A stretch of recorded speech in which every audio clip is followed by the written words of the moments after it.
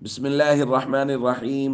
عن أبي سعيد رضي الله تعالى عنه قال قال رسول الله صلى الله تعالى عليه وسلم: أيما رجل لم يكن عنده صدقة فليقل في دعائه: اللهم صل على محمد عبدك ورسولك وصل على المؤمنين والمؤمنات والمسلمين والمسلمات فإنها زكاة. رواہ ابن حبان۔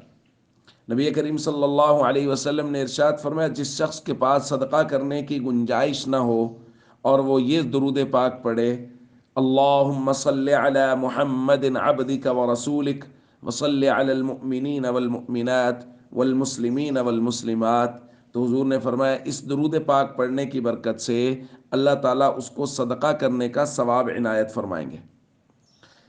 دوستو، درود پاک بڑی ہی مبارک اور بڑی ہی لاڈلی عبادت ہے، جیسا کہ ہم بارہا اس کا تذکرہ کر چکے ہیں۔